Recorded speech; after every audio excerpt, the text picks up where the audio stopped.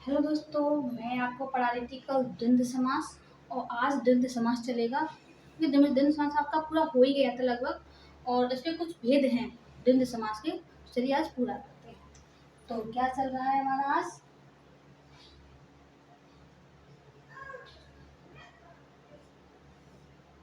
द्वंद्व समास। अब द्वंद्व समास का अगर हम भेद की बात करें तो भेद कितने होते हैं इसके? तीन। कितने होते हैं? तीन। तो पहला हमारा होता है इतरेतर। कौन सा होता है? पहला होता है इतरेतर। कौन सा होता है? इतरेतर समास। कौन सा होता है? इतरेतर द्वंद्व समास, है ना। तो क्या बोलेंगे? इतरेतर द्वंद्व समास। अच्छा, इसमें क्या होता है? इसमें होता है कि आपके कोई भी वर्ड है, जैसे कि इसमें हम ला देते हैं और कह सकते हैं तथा। जैसे कि हम कह सकते हैं राजा और रानी। क्या कह सकते हैं? राजा और रानी। तो यहाँ पे और लग जाए, यहाँ तथा लग जाए, तो वहां पर हमारा इतरेतर समास कहलाएगा। अगर मैं दूसरे समास की बात करूं, दूसरा समास जो हमारा इसमें है हमारा, वो कौन सा है? वो है हमारा समाहार। कौन सा है? समाहार द्वंद्व समास। कौन सा है? समाहार हमारा है द्वंद्व समाहार द्वंद्व समास। इसका मतलब क्या है कि इसमें होता है कि उसी प्रकार का, मतलब उसी प्रकार का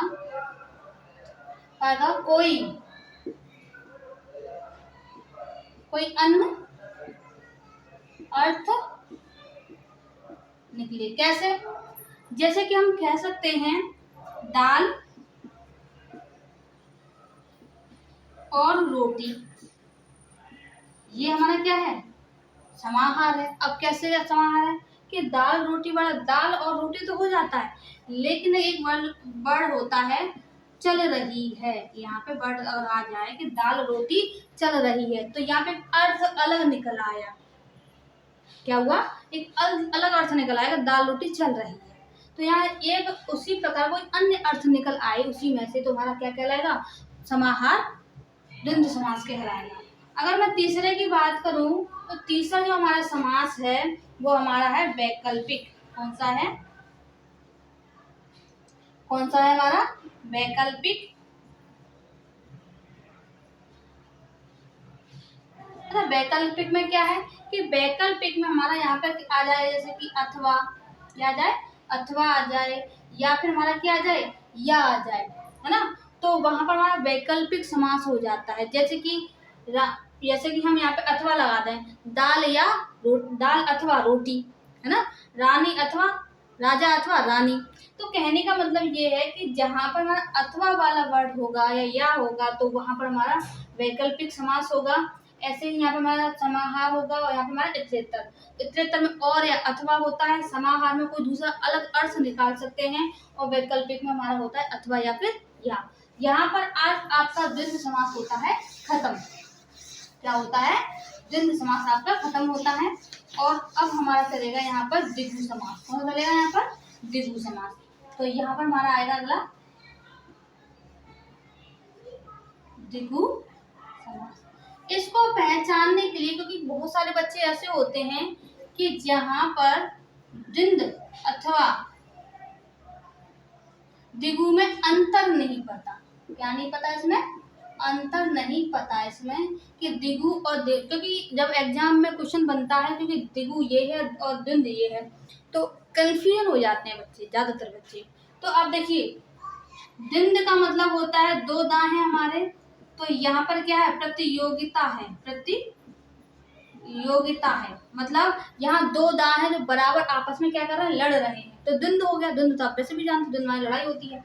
अच्छा, द्विगु। द्विगु क्या है? द्विगु वो है कि जहां पर संख्या की बात कही जाए। किसकी? संख्या। देखो, द्विगु का मतलब क्या है? यहाँ पे दो। इतनी बात समझ में आ गई। इनमें अंतर कैसे जानेंगे? द्वंद्व में दो दांत है, तो यहाँ क्या होगी? प्रतियोगिता हो गई। द्विगु क्या है? दो है, क्या आ गई? संख्या आ गई। तो द्विगु मतलब दी मतलब दो, दो मतलब संख्या। तो ऐसे हम दोनों में अंतर करेंगे, जिसमें दिगु और द्विंद। तो सबसे पहले हम पढ़ लेते हैं दिगु। दिगु क्या है? दिगु का मतलब होता है कि जहां पर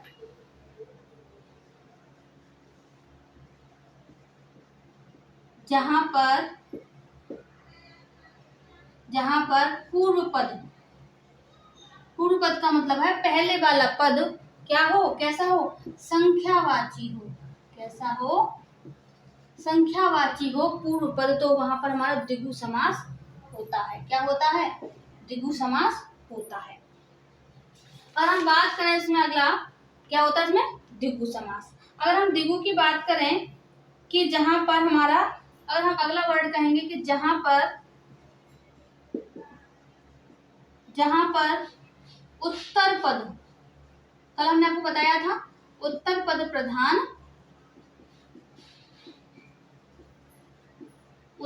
प्रधान होता है। कैसे? देखिए, जैसे कि हम यहाँ पे बोलते हैं क्या, यहाँ पे हम बोल देते हैं चौराहा। तो चौ क्या है ये, जैसे हम बोलते हैं यहाँ पर क्या, चौराहा, है ना। अब चौराहा बोल दिया तो चौ मतलब क्या हो गया, चार राहों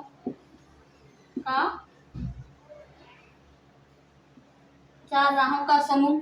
अब देखिए, अब राहों का समूह तो ये एक हो गया ना, तो यहाँ पर ये क्या है, हमारा पूर्व पद है, और ये क्या है, हमारा उत्तर पद है। इतनी बात समझ में आ गई।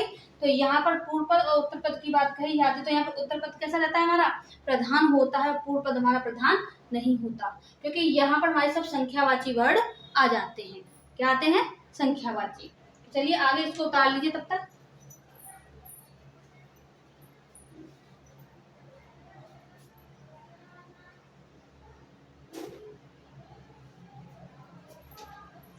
हाँ, तो अगला क्या है यहाँ पर कि यहाँ पर इतना हमारा हो गया। अब देख लेते हैं कि द्विगु में क्या क्या चीजें आती हैं। कुछ ऐसे वर्ड हैं कि जो द्विगु वाले वर्ड बहुव्रीहि समास में भी आ जाते हैं। अब कैसे आते हैं वो हम आगे देख लेते हैं। जैसे कि हम एक वर्ड यहाँ से ले लेते हैं, एक दंत। क्या बोल देते हैं, पहला हम एक ले लेंगे, एक दंत। अब एक वर्ड है तो द्विगु तो हो ही गया। अच्छा, एक दंत कहते किसे? आपने उनकी आरती सुनी होगी, इनकी श्री गणेश जी की, है ना। तो एक दंत हम कहते थे हैं गणेश को। जिसको गणेश जी को बोल देते हैं। अब प्रॉब्लम यहाँ है कि हम क्या माने इसको, है ना। तो एक वर्ड और एक और हमारा शब्द होता है कि हमने आपको कल बताया था बहुव्रीहि समास। बहुव्रीहि समास का मतलब क्या है कि जहां पर दोनों ही पद प्रधान नहीं होते, यहाँ पे कोई एक अन्य अर्थ निकलता है। जैसे कि एक दंत तो एक दांत। अब यहाँ एक दांत तो है, लेकिन यहाँ पर एक दंत का मतलब निकल रहा है हमारा श्री गणेश जी, तो क्या हो गया, बहुव्रीहि हो गया। अब देखिए, अगर आपका ऑप्शन में आपका बहुव्रीहि है ना,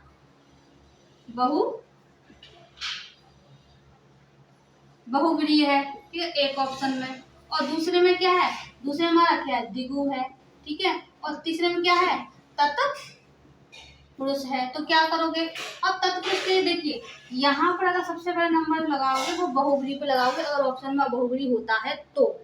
अगर आपको बहुव्रीहि नहीं दिख रहा है तो आप लगाओगे किसको, आप लगाओगे द्विगु को, और अगर द्विगु भी नहीं होता है तो आप लगाओगे तत्पुरुष को। तो कहने का मतलब ये है कि जहाँ पर एक अन्य अर्थ निकलता है वो हमारा बहुव्रीहि है, और जहाँ पर हमारी कोई संख्यावाची वर्ड आ जाए वहाँ पर हमारा द्विगु हो जाता है, और तत्पुरुष हमारा है, वो हम आपको आगे बताएंगे। इतनी बात समझ में आ गई आपके। चलिए, तो यहाँ पे क्या है, एक दंत वाला वर्ड क्या है, एक दंत वाला वर्ड हमारा जो है वो बहुव्रीहि कहलाएगा या फिर द्विगु कहलाएगा। तो एक दंत मतलब हमारा एक वर्ड हो गया। नंबर दूसरा है हमारा एक, जैसे हम कह सकते हैं दोपहर। क्या हो जाएगा, दोपहर मतलब दो पहरों का समूह, तो क्या है, द्विगु है। ऐसे में अगर थर्ड वाला वर्ड लेके चलूं तो थर्ड वर्ड हमारा यहाँ पे आता है त्रिमुनि। क्या आता है, त्रिमुनि। तो क्या है, तीन मुनियों का समूह। ऐसे अगर मैं फोर्थ की बात करूं तो फोर्थ वर्ड हमारा आता है चौराहा। क्या आता है, चौराहा हमारा फोर्थ वाला वर्ड आता है। अगर मैं 5 की बात करूं तो 5 वाला वर्ड अगर हम कहें तो पंचाशब। क्या आता है? पंचाशब। तो ये क्या है? ये सब जो वर्ड हमारे जो संख्या को लेकर होंगे वो हमारे द्विगु समास होंगे। कौन से होंगे? द्विगु समास। जैसे कि अगर हम छठवां लें, जो बहुत ज्यादा पूछा जाता है, दशानन। ठीक है ना? साथ में एक होता है चौराहा। चौराहा कौन सा होता है? चौराहा समास। चौराहा समास। आंटी आंटी आंटी, हाँ जल्दी में थोड़ा नहीं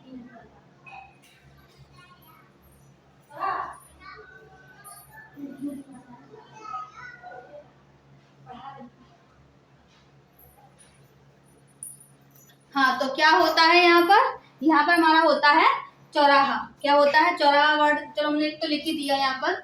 अगला वर्ड अगर हम 8वां लें, 7वां ले लेते हैं। जैसे कि एक वर्ड हमारा होता है क्या? एक होता है नीलकंठ। क्या होता है? नीलकंठ। और नीलकंठ क्या है? हमारे शिव शंकर जी हैं। अरे यहाँ पर तो आ गया, ये तो नहीं होगा। हाँ, इतनी बात समझ में आ गई। तो एक दंत, दोपहर, त्रिमुनि, चौराहा, पंचाशब और दशानन, ये हमारे क्या है? ये हमारे द्विगु समास हैं। अच्छा, एक वर्ड आता है हमारा पंजाब। कौन सा आता है? पंजाब। तो पंजाब में क्या है कि जहां पर 5 नदियों का समूह हो वहां पर होता है हमारा पंजाब। एक वर्ड आता है हमारा यहाँ पर करोड़। क्या आता है? करोड़ वाला वर्ड है हमारा। और वर्ड हम जैसे कह सकते हैं, एक हमारा होता है अठन्नी। कौन सा होता है? अठन्नी, मतलब 8 आनों का समूह। क्या कहेंगे इसको? 8 आनों का समूह। तो ऐसे हमारे ये द्विगु समास उसे कहते हैं जहां पर हमें संख्यावाची शब्द दिखे, जहां पर हमारा उत्तर पद मतलब पीछे वाला पद हमारा कैसा हो? प्रधान हो। वो हमारा क्या कहलाएगा? द्विगु समास कहलाएगा। चलिए, ये हमारा द्विगु समास यहाँ पर होता है खत्म। अब हम चलते हैं कर्मधारय पे। किस पे चलते हैं? कर्मधारय पे। तो हमने हाँ, तो दोस्तों क्या कह रहे थे हम? कर्मधारय। अब कर्मधारय समास का मतलब होता है कर्म प्लस धारण, मतलब कर्म को धारण करने वाला। क्या होता है हमारा? कर्म को धारण करने वाला कर्मधारय। मतलब जैसे कि हम कह सकते हैं चाय वाला। तो चाय क्या है? उसका कर्म है। और हम बोलते हैं बाला, तो यह क्या है? कर्म को धारण करने वाला। क्या कहलाएगा हमारा? हमारा कहलाएगा कर्मधारय। या हम यहाँ क्या कर्म नहीं कह सकते तो हम कार्य भी बोल सकते हैं, है ना?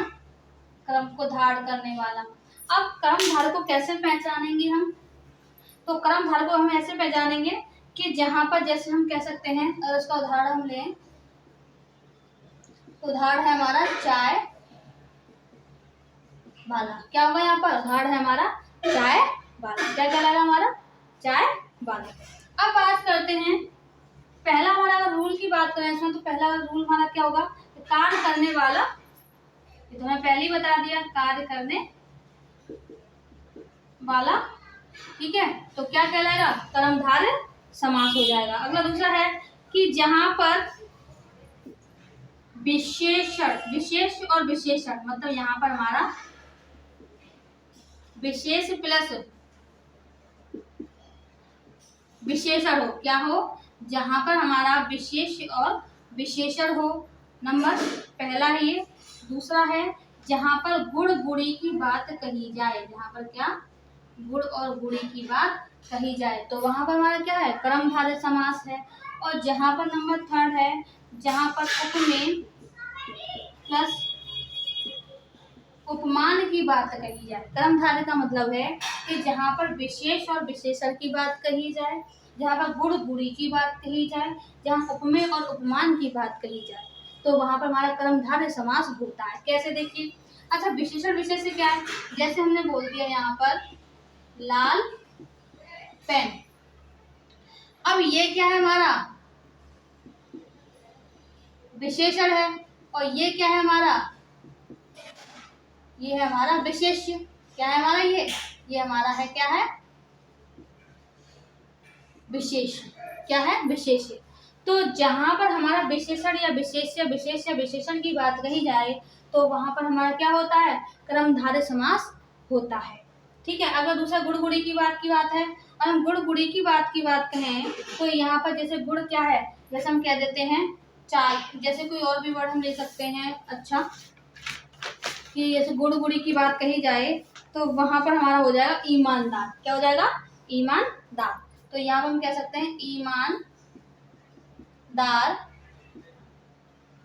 शिक्षक। तो ईमानदार क्या है? ये हमारा हो गया गुड़, और ये क्या हो गया? ये हमारा हो गया गुड़ी। मतलब जिसके अंदर ये गुड़ है वो हमारा क्या है? तो यहाँ पर हमारा हो जाएगा क्या? गुड़ी। और ईमानदार क्या है? ईमानदार हमारा हो गया हमारा गुड़। इतनी बात समझ में आ गई। तो जहाँ पर विशेष विशेषण की बात कही जाए, जहाँ पर गुड़ गुड़ी की बात कही जाए, जहाँ पर उपमेय उपमान की बात कही जाए, उसे हम कर्मधारय समास कहते हैं। तो लाल पेन विशेषण और विशेष्य है, ईमानदार शिक्षक गुड़ और गुड़ी है। अगला वर्ड हम जैसे ले सकते हैं उपमेय और उपमान, क्योंकि ये वाले जो वर्ड हैं वो अलंकार में बहुत आते हैं, और बहुत सारे बच्चे ऐसे होते हैं कि जिनको उपमेय उपमान में अंतर नहीं पता होता। क्या नहीं होता? उपमेय और उपमान में अंतर। चलिए पहले हम अंतर करते हैं, इसमें अंतर क्या है उपमेय और उपमान में।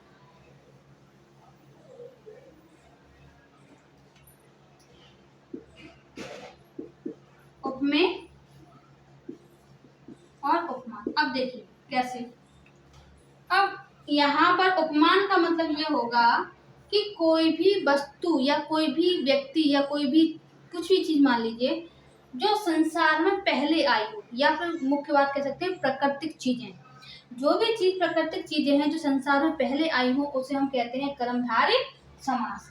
जैसे कि हम कह सकते हैं यहाँ पर, और जो चीज बाद में आई हो उसे हम कहेंगे उपमेय। क्या कहेंगे? उपमेय।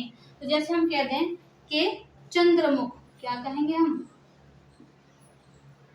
यहाँ पर हम कहेंगे चंद्रमुख। क्या कहेंगे? चंद्रमुख। चंद्रमुख क्या है? तो चंद्रमा क्या है भाई? ये बताइए, किसी का मुख पहले आया, चंद्रमा पहले आया?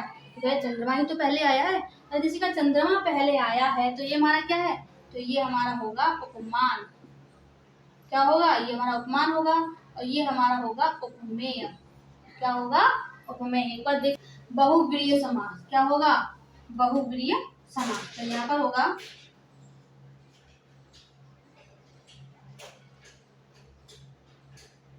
बहुव्रीहि।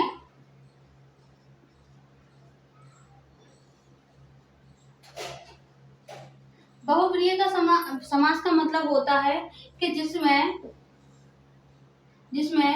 दोनों ही पद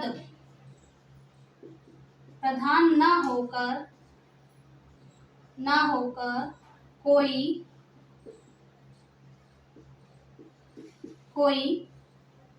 अन्य पद प्रधान